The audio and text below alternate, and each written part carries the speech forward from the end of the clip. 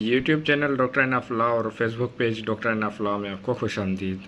बराए मेहरबानी चैनल ज़रूर सब्सक्राइब करें ताकि आपको न सिर्फ आने वाली मज़ीद वीडियोस मिलती रहें बल्कि पहले से मौजूद कानून के मुतालिक केसेस और मुख्तलिफ मौज़ूआत पर आपको कानूनी वीडियोस मिलती रहें।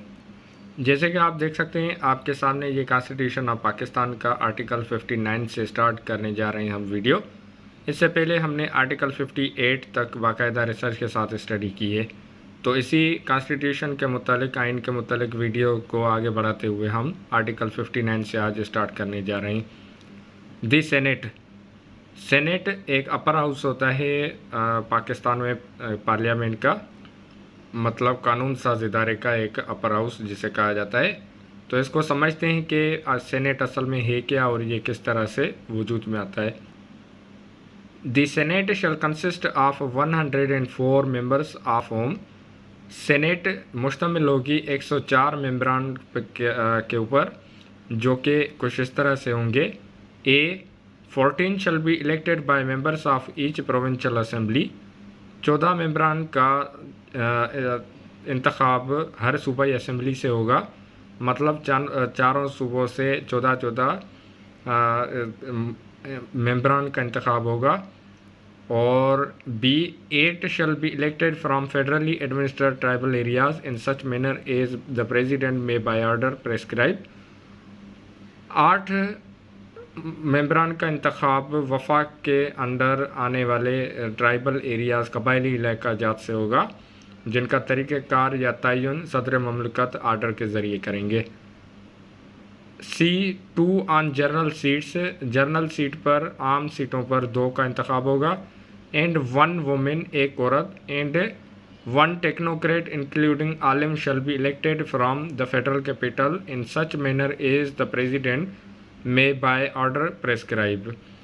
एक औरत, इसके साथ ही एक टेक्नोक्रेट जो कि आलिम की सीट होगी, और ये वफाकी गादी के शहर से इंतखाब होगा जिसका तरीक़ेकार सदर अपने अख्तियार के तहत आर्डर के तहत कर सकता है। 4 women shall be elected by the members of each provincial assembly, हर सूबाई असम्बली से 4 खवातीन का इंतखाब होगा। 4 टेक्नोक्रेट्स इंक्लूडिंग उलेमा shall be elected by the members of each provincial assembly, हर सूबाई असम्बली से 4 उलेमा जो कि टेक्नोक्रेट के साथ इंतखाब होगा। उसके बाद एफ फॉर नॉन मुस्लिम्स, अक़लियतों के लिए 1 फ्राम ईच प्रोविंस, हर सूबे से एक अक़लियत मतलब गैर मुस्लिम का इंतखाब होगा। Shall be elected by members of each provincial assembly, हर सूबाई असम्बली इसका इंतखाब करेगी। Provided that paragraph F shall be effective from the next senate election after commencement of the constitution 18th amendment act 2010, 18वीं तरमीम 2010 के बाद एफ का इतलाक़ होगा। Sub article 2, election to fill seats in the senate allocated to each province shall be held in accordance with the system of proportional representation bye means of the single transferable vote. Senate में इंतखाब का तरीक़ेकार इस तरह से होगा कि हर एक सूबे की नुमाइंदगी उसमें मौजूद होगी, जिसका एक वोट जो कि ट्रांसफरेबल वोट के तरीक़ेकार के तहत होगा। Sub article 3, the senate shall not be subject to dissolution but the term of its members who shall retire as follows shall be 6 years। Senate को तोड़ा नहीं जा सकेगा, बल्कि इसके जो मेम्बरान होंगे उनके टर्म मतलब मुद्दत पूरी होने के बाद वो रिटायर होंगे, जो कि 6 साल के दरमियान पर मुश्तमिल होगा। A of the members referred to in paragraph A of clause 1, 7 shall retire after the expiration of the first 3 years and 7 shall retire after the expiration of the next 3 years। हर 3 साल के बाद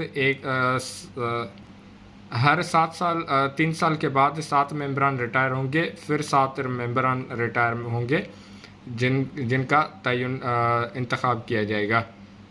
B of the members referred to in paragraph B of the aforesaid clause 4 shall retire after the expiration of the first 3 years and 4 shall retire after the expiration of the next 3 years।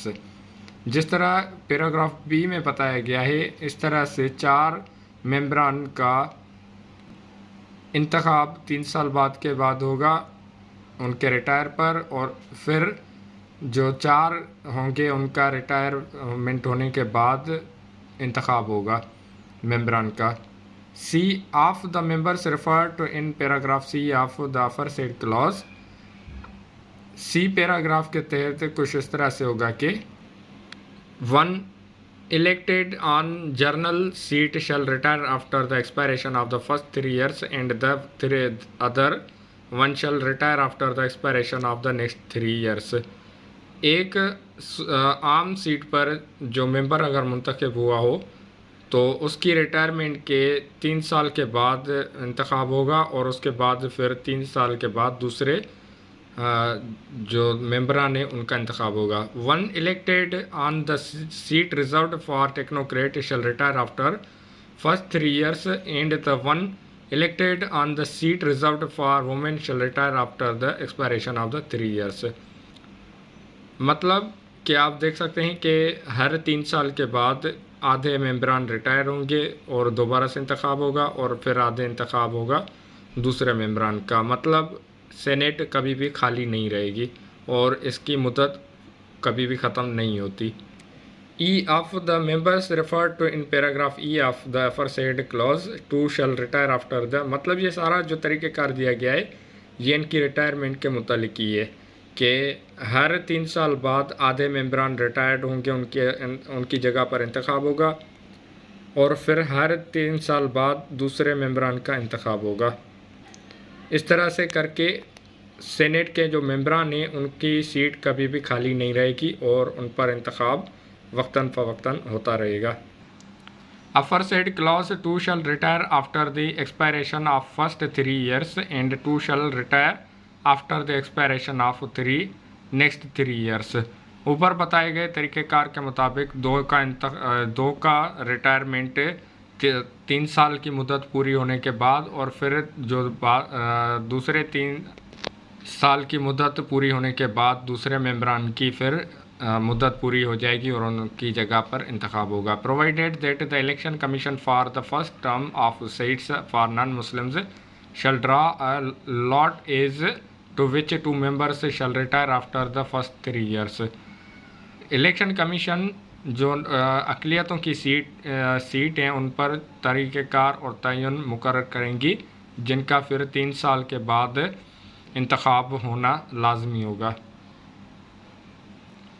सब article 4 the term of office of a person elected to fill a casual vacancy shall be unexpired term of the member whose vacancy he has filled. अगर किसी member की मुद्दत पूरी नहीं हुई लेकिन उसकी सीट खाली होने की सूरत में अगर सीट पर इंतखाब हुआ हो तो वो सीट उस तरह से ही होगी जिस तरह से वो पहले वाला शख्स अगर फ़र्ज़ करें कि मौजूद था। तो वापस आते हैं आर्टिकल 59 दी सेनेट पर, जिसमें हमने पूरा तरीक़ेकार समझा कि सेनेट का इंतखाब किस तरह से होगा और इसके मेंबरान की सीट और इनकी विरासत किस तरह से होगी। सेनेट की बनावट जो हमने पढ़ी या फिर समझने की कोशिश की ये इस तरह से ही होगा। अच्छा, मैं यहाँ पर आपको बताता चलूँ कि अमेंडमेंट के बाद जो सेनेट की सीट हैं उनमें शायद कोई कमी की गई है और मुझे एग्जैक्ट उनकी तादाद याद नहीं है, मालूम नहीं है, तो बहरहाल नेक्स्ट वीडियो में आपके साथ शेयर कर दूँगा। और इसके साथ ही साथ मैं आपको बताता चलूँ कि ट्राइबल एरियाज़ भी आप देख सकते हैं क्लॉज बी में कि लिखा हुआ है 8 shall be elected from the federally administered tribal areas. वफाक के कबायली इलाका जात से 8 मेंबरान का इंतखाब होगा। यहाँ पर मैं आपको बताता चलूँ कि जो वफाक के ज़ेर निज़ाम इलाका जात थे, वफाकी इलाका जात, कबायली इलाका जात, उनका इंज़माम हो चुका है, अब वो खैबर पख्तूनख्वा का हिस्सा हैं, तो इस वजह से उनकी जो सीट है वो खैबर पख्तूनख्वा को सौंपी गई है और अब कोई भी कबायली इलाका जात नहीं है बिल्कुल भी। तो ये आपने बिल्कुल समझा, और सेनेट इस तरह से होती है, ये कभी भी ना ख़त्म होने वाली एक कॉन्स्टिट्यूएंसी या एक इदारा कह सकते हैं। इसको अपर हाउस भी कहा जाता है। नेशनल असेंबली को लोअर हाउस कहा जाता है और सेनेट को अपर हाउस कहा जाता है। मज़ीद सेनेट में किस तरह से बिल पास किया जाता है या फिर इसका तरीक़ेकार होता है, ये हम अगली वीडियो में समझेंगे। तब तक के लिए अपना और अपने प्यारों का बहुत सारा ख्याल रखें। कानून पर ख़ुद भी अमल करें, दूसरों को भी ताकीद करें। चैनल ज़रूर सब्सक्राइब करें। पाकिस्तान जिंदाबाद।